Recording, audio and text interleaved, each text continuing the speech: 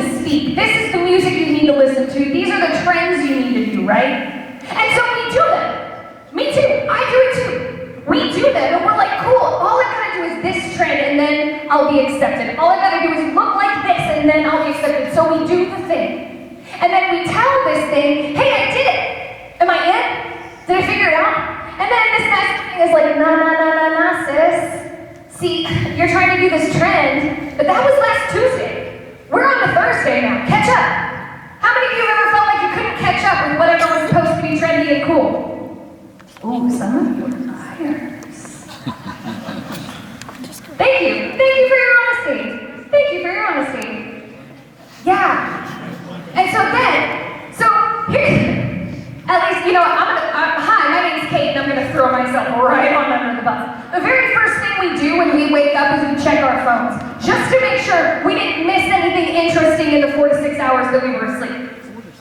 We get out of bed, and we realize we've got to get ready for school. If we are a makeup-wearing type person, we wear just the right amount of makeup because we don't want to look like we're not trying. And we've been told that our face isn't perfect just the way it is.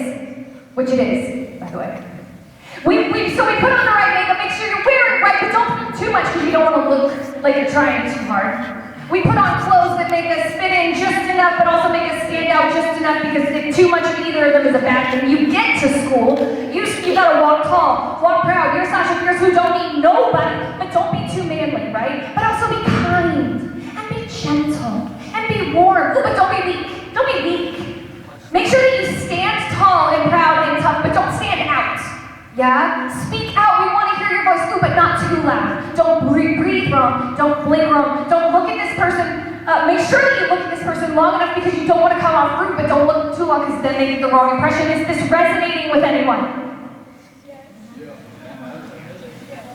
Being a teenager is exhausting. So why are we continuing to tear ourselves apart here? Why are we continuing to be so ugly and so hateful to ourselves here? Because this is already enough to tell you that you're not worth it. You want to hear somebody say that you're not going to fit in? This will answer all of your problems. You want to feel like you're not enough? This will answer that for you. So why are we continuing to tear ourselves apart here? Being a teen is hard enough. I am giving you permission today to stop being your biggest critic and start being your biggest advocate. Because if you don't find yourself worthy of success and more, nobody else is going to. And you know what, Chester, I wish more than anything that I could get up here and be like, hey, I'm gonna give you the secret sauce right now. This is it. All you gotta do is make it through high school.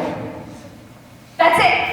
That's the secret sauce. All you gotta do is make it through high school. Once you do that, you walk across that graduation stage, you shake your principal's hand, or you bear hug them if you're like me, it freaked him out and it was totally worth it. All of a sudden, welcome, you're in the good place. There's no hatred. There's no racism. There's no bullying. There's no name calling. Everybody is in your corner. Everybody's on your side. Everybody wants you to succeed. Unfortunately, that is not the case. Before I became a speaker, I worked at a little place called Walt Disney World. Oh. I was a performer. No. I loved my job. I worked there for 10 years, bringing to life some of the most iconic characters of all time. I loved my job. But when you put yourself in a spotlight or in a light, whether it's as a performer, as a leader, or as just a teen human being trying to make your way in this world, when you put yourself in that light, you can suddenly notice that you're surrounded by darkness. I did. See, I've always been small. I've always been fit. Always. And I never really thought about it too much. I got my body from my dad. And, but I got so used to people at Disney coming up to me, daily, y'all, daily, coming up to me and going, Kate, you're just so little. Like, just want to, like, and they would come and they'd grab my wrist and they'd put my other hand, and I could fit my Kate. Girl, can you just eat a cheeseburger and make me feel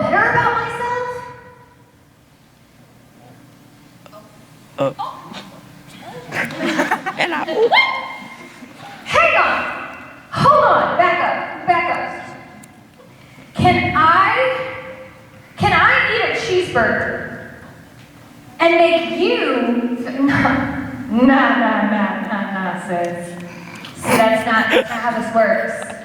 See, it's not my job to make you feel beautiful. It's your job to know you already are. It is not my job to lower my standards because you're too afraid to raise yours. I'm gonna say that again for the people in the back. I will not lower my standards in my life, whatever that looks like, because you're too afraid to raise yours at all. You know, people always say, be light to the world. You need to go out and be a light unto the world. You know what I don't want to be? A headlight. You know what I don't want to be? A floodlight. Why? Because what do headlights and floodlights make you do? They make you squint. They make you move back. They make you move away. You know what I want to be? I want to be a twinkle light. Ooh, so this is one of my favorite parts of my talk. Why? Because every one of you, as soon as I said the words, I want to be a twinkle light, every one of you went. You smile. Even a tiny bit. Because that's what twinkle lights make you do. They're small. They're gentle. When you see them, you lean in. And it makes you feel, even just a teeny tiny bit, it makes you feel a little bit warm inside, right? And then when the day comes that you move away from that twinkle light, whatever it is that you're walking away from, when you think back on it, it makes you smile. Even if just a teeny tiny smirk. I want to be a twinkle light. I will not dim my twinkle light because you're too afraid to light yours at all. But I will tell you, this is not an easy thing to do. The thing that I am preparing for, the thing that I am talking to you about, I'm not going to be a speaker that shows up and goes, y'all, Chester, y'all, listen, all you have to do is think super positive. Like, all you have to do is just be really happy all the time and then life is good. Because that's a lie. There are times in life that are really, really hard. There are times in life that are so hard that just getting out of bed and taking a shower is a win for that day. What I am telling you to do is really hard, but it might be the thing that saves your life. How many of you have heard of the saying, sticks and stones may break my bones, but words can never hurt me? I have never understood that saying. Because in my opinion, nobody very often came at me with a stick. Brittany Chapel in the first grade. I won, by the way. Yeah. She won. She didn't mess with me again. I made me small, but I'm scrappy. I never understood that saying though. Because nobody really came at me with a stick, but people came at me with their words. So in my opinion, it wasn't sticks and stones may break my bones, but words can never hurt me. It was sticks and stones may break my bones, but words can actually kill me. Sticks and stones may break my bones, but words can silence me. Sticks and stones may break my bones, but words can stop me from even attempting to reach the level of greatness that I was made for. What I am telling you may be one of the hardest things you ever do, and it's going to be a process. And you're not going to leave here and your life's going to be completely changed. It's going to be something that just a tiny bit shifts the way you think. But it might be the thing that saves your life. It was for me. When I moved to Orlando, I fell in with the wrong people. And when I say I fell in with the wrong people, we weren't doing anything illegal. How many of you hate being in trouble? Yes, my people. I hate being in trouble. And it could be because my single mother was terrifying. Wonderful, but terrifying. And so I learned at an early age, I just went ahead and tattled on myself if I did something bad. Because I knew that if my terrifying single mother found out that I had done the thing that I did, and I hadn't told, that she flat out said, I brought you into this world, I would take you right on out of it. I would not be standing here today. I was that kid. I was the kid that I didn't tattle on anybody else, but I tattled on myself. So, when I say I fell in with the wrong people, I mean I fell in with people who were saying things to me like, Kate, you know, no one's ever really going to want to be with you because you are like, you're so much. You're so emotional. You know, Kate, you're kind of the reason I said I would never be friends with an only child again because you are selfish and self-centered. Kate, besties for the resties. We are best friends. I am your very, very best friend. You're welcome. So I'm gonna tell you this because I love you. But I think you need to know that you're kind of a trash human. But don't worry, I'm gonna fix you. Like I was broken. And Chester, you would think that that would have been the comment that broke me, right? You would think that that would be the comment that brought me to my knees. That was not the comment that brought me to my knees. That comment was a comment I was not meant to hear between two of my friends talking about my dad. Chester, I want to tell you the story of my father a little bit. See, I don't talk about my dad. I don't talk about my dad. My dad is not a part of my life that I'm proud of. My dad's story, even though it's not my story, it is my story because it's a part of me. And so growing up, I did not tell people about my father. I didn't tell people what I was going through at home. I didn't talk about it. And so when I did end up sharing what I went through, it looked a little something like this. What's your name? Aiden. Aiden? Hi, Aiden. Hey, Aiden. I'm going to use you as a volunteer for a second, okay? You can stay right there. You don't really have to do anything fun. Aiden. So, we've been friends for a while now, right? Yeah, like, we've been, like, doing this high school thing. It's really fun and stuff. And we hang out a lot. We have a really good time and everything. Aiden, I know that there are times when we're hanging out that you get really frustrated with me. And like that one time, you know, when that thing happened and then I literally ran away and you couldn't find me, you got really mad. Yeah, that time. Or when I get really anxious in situations and I kind of just stop talking. And I know you tried to talk to me about it, and you get really frustrated. Aiden, I want to tell you the story of my dad. And it's gonna make me make sense. And don't worry, it's not gonna make you super uncomfortable or anything like that, but it's gonna make why I react to things the way I do, it's gonna make it make sense. So I'm gonna tell you the story of my dad. And then I would hand over this beautiful, completely vulnerable jewel of a story that is the story of Jack Garnes. And I would hand it to Aiden, or my friend that I was telling.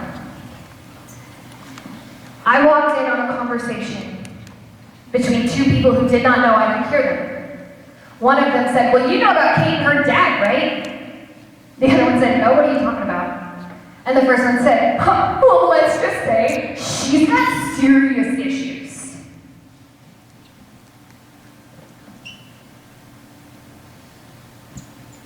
Someone took that unbelievably precious jewel,